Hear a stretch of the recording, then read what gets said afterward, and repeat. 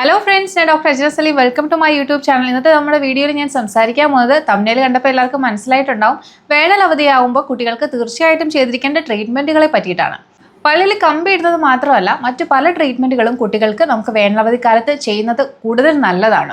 ഈ video useful ആണെന്ന് തോന്നുന്നുണ്ടെങ്കിൽ നിങ്ങൾ കെയർ ചെയ്യുന്നവർക്ക് തീർച്ചയായിട്ടും ഈ വീഡിയോ ഷെയർ ചെയ്തുകൊണ്ട് കാണുക.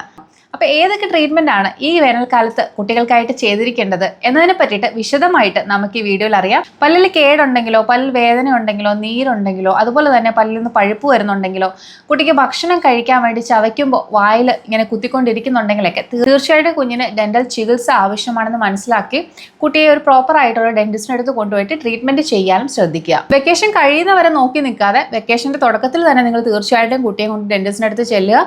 എന്തെങ്കിലും ട്രീറ്റ്മെൻറ്റ് കുഞ്ഞിന് ആവശ്യമുണ്ടെങ്കിൽ അത് നേരത്തെ തന്നെ ചെയ്യുന്നതാണ് നല്ലത്. അക്കാഡമിക് ഇയർ തുടങ്ങി കഴിഞ്ഞിട്ട് കുട്ടിയുടെ പഠിത്തത്തെ ബാധിക്കുന്ന രീതിയിൽ ഒരു ഡെന്റൽ ഇഷ്യൂ വരാതിരിക്കാൻ വേണ്ടിയിട്ട് തീർച്ചയായിട്ടും ഇത് ഹെൽപ്പ് ചെയ്യും. അങ്ങനെ കുട്ടിയുടെ പല്ല് കടിക്കുമ്പോൾ ഓവർ ബൈറ്റ് അഥവാ മേൽപ്പല്ല് താഴത്തെ പല്ലിനെ അമിതമായിട്ട് കവർ ചെയ്യുന്ന രീതിയിൽ കാണുന്നുണ്ടെങ്കിൽ, കുട്ടി കടിക്കുന്ന സമയത്ത് എഡ്ജ് ടു എഡ്ജ് റിലേഷൻ അഥവാ മേളത്തെ പല്ലും താഴത്തെ പല്ലും ഇങ്ങനെ കടി കൊള്ളുന്നുണ്ടെങ്കിൽ ഒക്കെ തന്നെ നമുക്ക് ഒരു 7 വയസ്സ് 8 വയസ്സിലൊക്കെ തന്നെ നമുക്ക് ഇങ്ങനത്തെ പ്രശ്നങ്ങളൊക്കെ കറക്റ്റ് ചെയ്യാൻ വേണ്ടിയിട്ട് സാധിക്കുന്നതാണ്. അതുപോലെ തന്നെ ചില കുട്ടികളിൽ ഒരു പല്ല് ഉള്ളിലായി പോവുക, അല്ലെങ്കിൽ 1 or 2 പല്ല് മാത്രം താഴത്തെ താടിയലിന് ഉള്ളിലായി പോവുക, അങ്ങനെയൊക്കെ നമ്മൾ കാണാറുണ്ട്. ഈ കറക്ഷൻസ് ഒക്കെ വളരെ മൈനർ ആയിട്ടുള്ള ഒരു അപ്ലയൻസ് ഇട്ട് തന്നെ നമുക്ക് കറക്റ്റ് ചെയ്യാൻ സാധിക്കുന്നതാണ്. അപ്പോൾ അങ്ങനത്തെ ട്രീറ്റ്മെൻറ്റുകളൊക്കെ തന്നെ നമുക്ക് വെക്കേഷനിൽ ചെയ്യുന്നതായിരിക്കും കൂടുതൽ നല്ലത്. കാരണം കുട്ടികൾ വീട്ടിലുള്ളപ്പോൾ തന്നെ നമ്മളിത് ചെയ്യുവാണെങ്കിൽ കൂടുതൽ സമയം ഇവർക്ക് ഈ അപ്ലയൻസുകൾ വെയർ ചെയ്യാൻ വേണ്ടിയിട്ട് ഇത് ഹെൽപ്ഫുൾ ആയിരിക്കും. അതോടൊപ്പം തന്നെ മയോ ഫങ്ഷണൽ അപ്ലയൻസുകൾ അല്ലെങ്കിൽ ഓർത്തോപീഡിക് അപ്ലയൻസുകളൊക്കെ കുട്ടികൾക്ക് ആവശ്യമാണെന്നുണ്ടെങ്കിൽ അതും നമുക്ക് ഈ വെക്കേഷൻ ടൈമിൽ ചെയ്യുന്നതാണ് ഏറ്റവും കൂടുതൽ നല്ലത്. കാരണം സ്കൂളിൽ പോകുന്ന ടൈമിൽ പലപ്പോഴും റിമൂവബിൾ ആയിട്ടുള്ള അപ്ലയൻസുകളാണെങ്കിൽ കുട്ടികൾ ധരിക്കാതെ പോകാറുണ്ട്.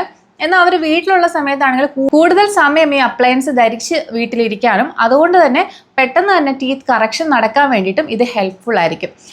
കുട്ടികളിൽ ചെയ്യുന്ന ഈ മയോ ഫങ്ഷണൽ അപ്ലയൻസുകൾ അല്ലെങ്കിൽ ഓർത്തോപീഡിക് അപ്ലയൻസുകൾ എന്താണെന്നുള്ളതിനെ പറ്റി ഞാൻ ലഘുവായിട്ടൊന്ന് പറഞ്ഞു തരാം. ഇതിനെപ്പറ്റി വിശദമായിട്ടൊരു വീഡിയോ ഞാൻ മുന്നേ ചെയ്തിട്ടുണ്ടായിരുന്നു. ആ വീഡിയോ ഞാൻ ഇവിടെ ടാഗ് ചെയ്യുന്നതായിരിക്കും.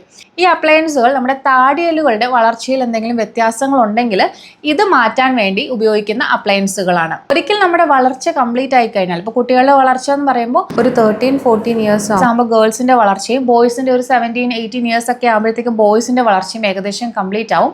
അപ്പോൾ ഈ ബോണിന്റെ വളർച്ച കഴിഞ്ഞു കഴിഞ്ഞാൽ പിന്നെ ബോണിലൊരു കറക്ഷൻ എന്ന് പറയുന്നത് മൈനർ ആയിട്ടുള്ള കറക്ഷൻസുകളെ നമുക്ക് കമ്പിയിട്ട് ശരിയാക്കാൻ സാധിക്കുകയുള്ളൂ.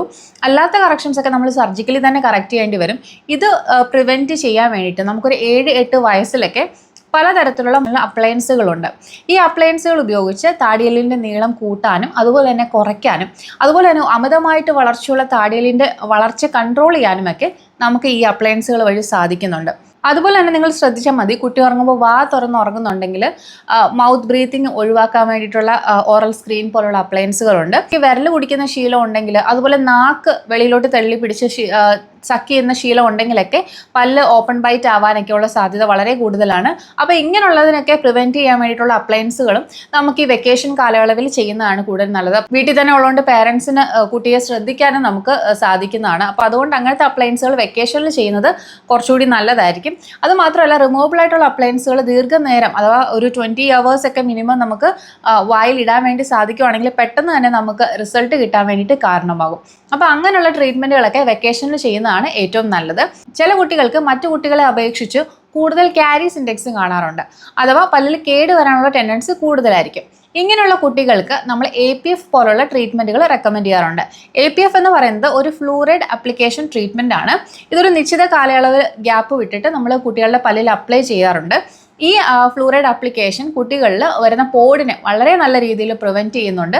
അപ്പോൾ ഒരുപാട് കേടുവരാൻ സാധ്യതയുള്ള കുട്ടികൾക്ക് APF ട്രീറ്റ്മെൻറ്റ് തീർച്ചയായിട്ടും ചെയ്യുന്നത് വളരെ നല്ലതായിരിക്കും. 7-8 വയസ്സൊക്കെ ഉള്ള കുട്ടികളാണെങ്കിൽ, അതായത് നിങ്ങളുടെ ഫ്രണ്ടിലത്തെ 4 പല്ല് മേളത്തെ 4 പല്ല് പോയിട്ട് വന്നിട്ടുണ്ടെങ്കിൽ തീർച്ചയായിട്ടും ഒരു ഡെന്റൽ കൺസൾട്ടേഷന് വിധേയമാകുക. നിങ്ങൾക്ക് എന്തെങ്കിലും മയോ ഫങ്ഷണൽ അപ്ലയൻസുകളോ അല്ലെങ്കിൽ ഓർത്തോപീഡിക് അപ്ലയൻസുകളൊക്കെ ആവശ്യമുണ്ടെങ്കിൽ ഡോക്ടർ ചെക്ക് ചെയ്തിട്ട് അത് പറയുന്നതായിരിക്കും. പല്ലിൽ വേദനയോ നീരോ ഒക്കെ ഉള്ള കുട്ടിയായിരുന്നു, എന്നാൽ ഇപ്പോൾ വലിയ കുഴപ്പമില്ലാതിരിക്കുകയാണ്, ഒരിക്കൽ ഡോക്ടറെ കണ്ട് മെഡിസിനൊക്കെ കഴിച്ചു കുഴപ്പമില്ലാതിരിക്കുകയാണെന്നുണ്ടെങ്കിൽ തീർച്ചയായിട്ടും ഡെന്റിസ്റ്റിൻ്റെ അടുത്ത് പോയിട്ട് അതിനെ ട്രീറ്റ്മെൻറ്റ് ചെയ്യുക. ഡെന്റൽ ഇൻഫെക്ഷൻസുകളൊന്നും റിവേഴ്സിബിൾ അല്ല. നമ്മുടെ ഈ തലവേദന വന്ന് മരുന്ന് കഴിച്ചത് മാറുന്നത് പോലെ ഡെന്റൽ ഇൻഫെക്ഷന് കുറച്ചു കാലത്തേക്ക് നമുക്കൊരു ആശ്വാസം ഉണ്ടെങ്കിലും അതിൻ്റെ കാരണം അവിടെ ഇരിക്കുന്നിടത്തോളം കാലം പിന്നെയും ഇൻഫെക്ഷനും പെയിനും വരാനുള്ള സാധ്യത വളരെ കൂടുതലാണ്. അപ്പോൾ അതുകൊണ്ട് വൺസ് കുഞ്ഞിന് വേദന വന്നു അത് മാറി എന്ന് കരുതിയിട്ട് ട്രീറ്റ്മെൻറ്റ് ചെയ്യാതിരിക്കരുത്.